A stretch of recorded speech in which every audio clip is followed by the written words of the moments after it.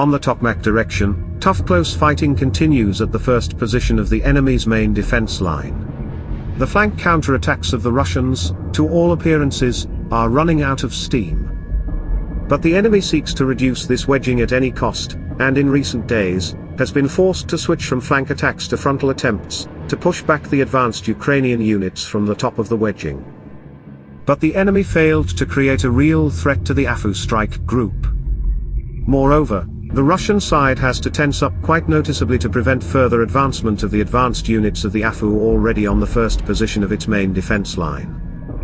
And now it is not the Ukrainian command that has to remove some of its forces and means from the top of its wedging into the enemy's defense and move them to the flanks to repel the enemy's flank counterattacks. And the enemy itself is compelled to move some of its units to the flanking directions at the spearhead of the Ukrainian advance. Obviously, the Russian command hoped for a completely different result, at least the pushing back of the AFU advanced units from the northern outskirts of Novoprokopivka towards Robotino, but it turned out the other way around. However, it would be wrong to assume that the enemy will stop trying to stop the Ukrainian offensive by its stubborn flanking counterattacks. As long as his flank groups retain a sufficient level of combat capability to conduct active assaults, he will certainly do so. Because his command obviously believes that this is the best way to contain the Ukrainian offensive behind the first position of his main line of defense.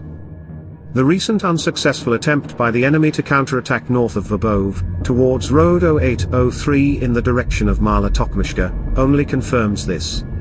On the opposite flank, the enemy tried many times to break through to the western outskirts of Robotino throughout the past week, but without success. So, several important things are evident in the Tokmak direction. The effect that the Russian commanders managed to achieve in this direction, in the form of temporary slowing down of the Ukrainian offensive, was achieved at an obviously quite expensive price for them. The Guards Air Assault Division thrown in for this purpose suffered tangible losses. Their offensive capabilities during the last week have significantly sagged, and the scope and level of intensity of their counterattacks have fallen.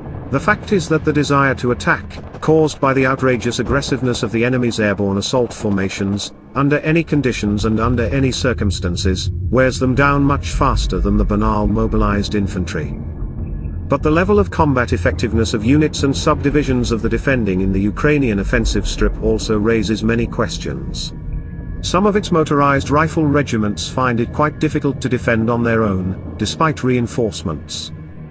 Otherwise, the Russian command would not have had to bring into the battle in its defense zone some units of airborne assault divisions initially moved to the Tokmak direction for a completely different purpose.